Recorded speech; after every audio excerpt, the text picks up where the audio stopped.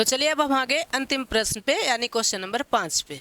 तो प्रश्नावली 4.3 इसी के साथ समाप्त हो जाएगा। ठीक है, क्या परिमाप 80 मीटर तथा क्षेत्रफल 400 मीटर स्क्वायर के एक पार्क को बनाना संभव है? यदि है तो उसकी लंबाई और चौड़ाई ज्ञात कीजिए। बस हमें इतने करना है। तो लिखेंगे कि माना, अब कुछ भी हम लंबाई और चौड़ाई कुछ भी मान सकते हैं। माना चौड़ाई x मीटर है, चौड़ाई हमने क्या माना है? x metre. तो लंबाई क्या होगी? लंबाई क्या होगी? तो हम लिखेंगे कि यहाँ पर देखो, हमें इसका परिमाप कहा गया, यानी कि आयत का परिमाप क्या होता है? 2 गुणे लंबाई प्लस चौड़ाई। 2 गुणे लंबाई प्लस चौड़ाई बराबर क्या होता है? आयत का परिमाप। और परिमाप कितना है? 80 मीटर है। यही तो होता है। 2 से भाग करेंगे कितना बार में? 40। लंबाई हमें पता नहीं है तो लंबाई लिखा रहने देंगे, और यहाँ 40 माइनस ये चौड़ाई उधर जाएगा। तो उधर किस में जाएगा? प्लस में। इस बार प्लस में था, उधर जाएगा तो माइनस में होगा। अब चौड़ाई हमने क्या मान रखा है? तो लंबाई बराबर 40 माइनस चौड़ाई को हमने x माना है, तो यहाँ लिख देंगे x। इतना समझे? 40 माइनस x हो जाएगा। अब इसका देखो क्षेत्रफल। क्षेत्रफल क्या होता है? लंबाई गुणे चौड़ाई बराबर क्षेत्रफल होता है। तो लंबाई कितनी है? 40 माइनस x, और चौड़ाई कितनी है? चौड़ाई है x, और क्षेत्रफल कितना है? 400 मीटर स्क्वायर।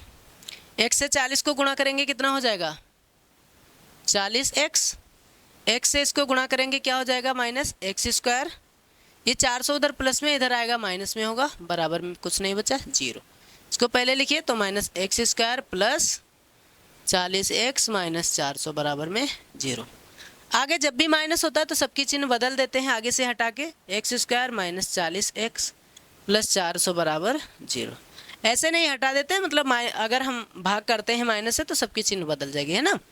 सिंपल सा है। हम चेक करते हैं कि ये संभव है कि नहीं है।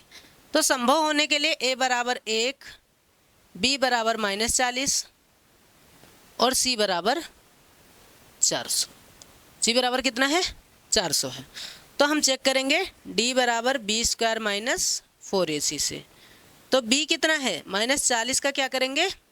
स्क्वायर माइनस 4 गुणे a कितना है? 1, और c कितना है? 400। तो यहाँ 2 0 हो जाएगा, और 4 चौक 1600, और यहाँ भी 4 चौक 1600, और 1600 में से 1600 गया 0। अगर ये 0 आया है तो स्थिति क्या है? संभव है। 0 आया है तो स्थिति क्या है? संभव है। और जब संभव है यानी जब ये अस्तित्व में है, तब हम इसको लगा सकते हैं। और आप सभी को पता है जब इसको लगाते हैं और जब स्थिति संभव होती है, यानी 0 जब मान आ जाता है, तो इसकी लंबाई और चौड़ाई दोनों चीज़ें आपस में क्या हो जाएंगी? बराबर हो जाएंगी।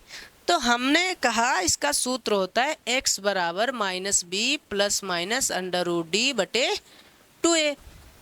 तो x बराबर माइनस b कितना है? माइनस 40 प्लस माइनस √d कितना आया है? तो d आया 0, और बटे में 2, और a कितना है? 1, यानी x बराबर माइनस माइनस 40। इससे हमें कोई मतलब नहीं, बटे में 2 1 कम 2, 2 से भाग करेंगे कितना आएगा? 40 नहीं 20 आएगा ना, 2 से इसको भाग करेंगे तो x बराबर कितना आया? 20 मीटर। और x हमने क्या माना था? चौड़ाई माना था, यानी कि चौड़ाई कितना आया? 20 मीटर आया। और लंबाई हमने देखा था शुरू में, याद करो, तो हमने कहा था लंबाई आई थी 40 माइनस x। तो लंबाई जो हमारी होगी वो 40 माइनस x कितना है? 20, यानी कि ये भी कितना आया? 20 मीटर। तो लंबाई 20 और चौड़ाई भी 20। तो दोनों का आंसर हो गया। लिखेंगे अतः लंबाई 20 मीटर तथा चौड़ाई 20 मीटर होगी। आंसर हो गया। तो ये स्थिति क्या है? संभव है ना। इस पार्क को बनाना संभव है। तो हम लिख देंगे, दिख नहीं रहा है लेकिन कोई बात नहीं, आप समझ तो गए हैं ना। तो लिख देंगे अतः पार्क बनाना संभव है। संभव है ना, पार्क बना सकते हैं। ये कुछ नहीं दिख रहा, चलो एक बार यहाँ लिख देते हैं, यहाँ लिख देते हैं अतः पार्क बनाना संभव है, और ब्रैकेट में लिख देंगे लंबाई भी 20 और चौड़ाई भी 20। यही हो गया हमारा आंसर।